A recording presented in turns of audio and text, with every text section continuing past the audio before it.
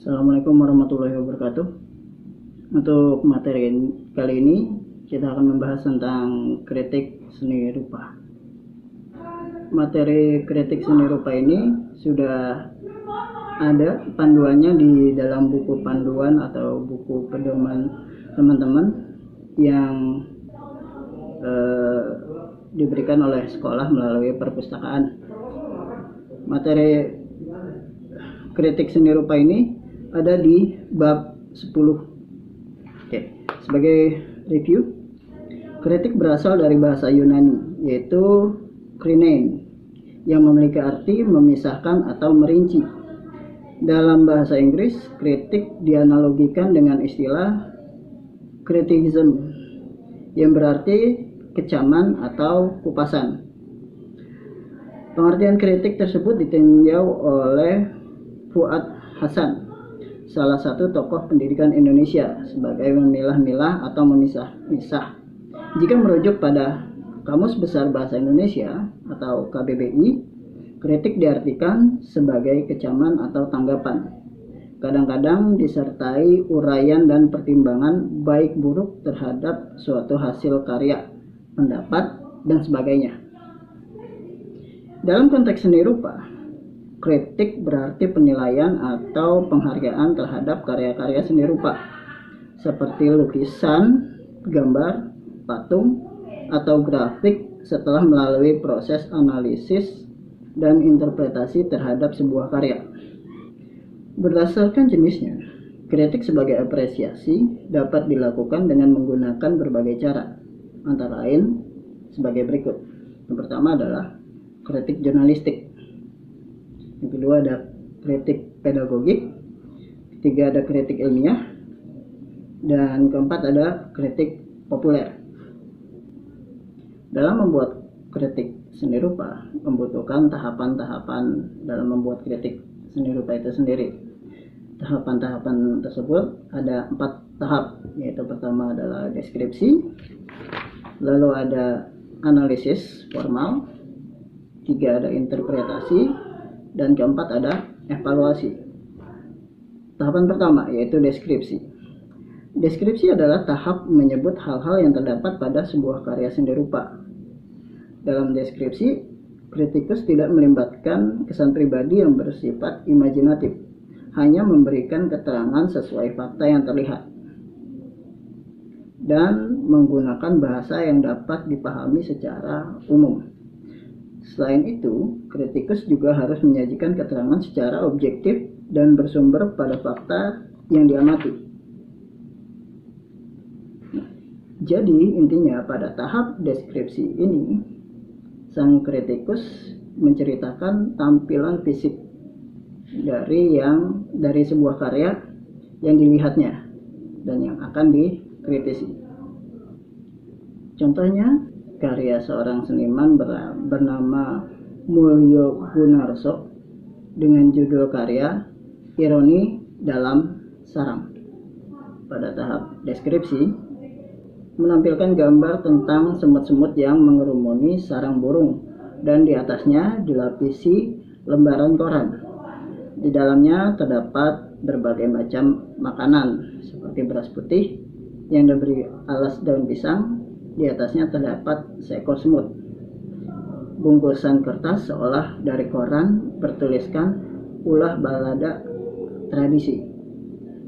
Potongan dari sayur kol, 1 butir telur, dan juga makanan yang dibungkus plastik bening. Di sampingnya juga terdapat nasi golong, seperti ingin menggambarkan makanan untuk kenduri atau prasmanan, dimakan bersama atau sebuah hajatan. Selain itu, di dalam sarang juga terdapat kerupuk dan jajanan tradisional yang juga dibungkus plastik bening. Tumpahan Coca-Cola menjadi pusat kerumunan semut yang datang dari segala penjuru. Tahap kedua yaitu analisis formal. Pada tahap ini menganalisis unsur-unsur serta prinsip seni rupa yang terdapat dalam sebuah karya. Contohnya unsur garis, titik, warna, ruang, bentuk, tekstur, dan lain sebagainya. Contoh analisis dalam karya Gunarso: permainan garis pada background dengan kesan tegak, kuat, berbanding terbalik dengan bulu-bulu yang entah disadarinya atau tidak. Penggunaan gelap terang warna juga telah bisa memvisualisasikan gambar sesuai nyata. Tetapi Gunarso tidak memainkan tekstur di sana. Kontras warna background dengan tumpahan Coca-Cola yang justru jadi pusat permasalahan justru tidak begitu terlihat jelas, agak mengabur. Begitu juga dengan kerumunan semut-semut, sedikit terlihat mengganggu, tetapi secara keseluruhan komposisi karya Gunarso terlihat mampu sejenak menghibur mata. Pada tahap ketiga, interpretasi. Interpretasi merupakan tahap mengartikan sebuah karya seni rupa sesuai sudut pandang pengamat. Dalam karya ini, Gunarso mengibaratkan manusia seperti semut yang selalu tidak puas dengan apa yang didapat, menggambarkan tentang seorang atau kelompok dalam posisi lebih, misalnya pejabat, yang terlena oleh iming-iming negara asing, sehingga mereka sampai mengorbankan bahkan menjual kekayaan negerinya kepada negara asing demi kepentingan pribadi maupun golongannya.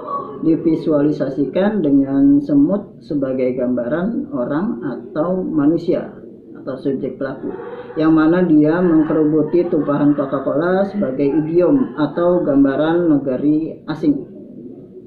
Gunarso ingin mengatakan tentang ironi semut yang mengkerubuti makanan, gula, sekarang mengkerubuti sesuatu yang asing baginya. Meskipun cukup ganjal, karena semut memang sudah biasa dengan mengkerubuti soft drink seperti Coca-Cola yang rasanya manis. Mungkin Gunarso mengibaratkan semut tadi sebagai semut Indonesia yang sebelumnya belum mengenal soft drink, sedangkan sarang burung sebagai gambaran rumah tempat kita tinggal atau negeri ini. Yang ironisnya lagi, dalam sarang terdapat makanan gambaran sebuah tradisi yang bercampur dengan produk asing yang nyatanya lebih diminati. Tahap keempat yang terakhir yaitu evaluasi adalah proses memberikan penilaian karya dengan cara menyimpulkan hasil deskripsi, analisis, dan interpretasi serta membandingkannya dengan karya sejenis. Contohnya, dalam pembuatan karya-karyanya, Gunarso seolah tidak ingin meninggalkan bulu-bulu yang menjadi metaforanya, meskipun dia telah bereksperimen dengan berbagai media dan tema yang berbeda, seperti yang dilakukan oleh para seniman-seniman ekspresionis yang menciptakan bentuk-bentuk baru tanpa meninggalkan keunikan dan individualitas mereka. Gunarso melukiskan tumpahan Coca-Cola sebagai pusat kerumunan semut untuk menghadirkan penekanan emosional. Penempatan Coca-Cola di antara makanan-makanan dalam negeri juga dibuat untuk membangkitkan emosi yang melihatnya. Kelebihan dari karya Gunarso adalah bahwa karyanya ini memiliki komposisi warna dan penempatan objek yang enak dipandang mata dengan warna-warna yang ditampilkannya sangat serasi dengan ide lukisan yang ia angkat. Demikianlah materi kritik seni rupa yang dapat dibahas kali ini. Intinya dalam membuat kritik seni rupa harus memiliki atau harus melalui 4 tahap, yang yaitu tadi deskripsi, analisis, interpretasi, dan evaluasi. Sampai sini saya Agustin. Wassalamualaikum warahmatullahi wabarakatuh.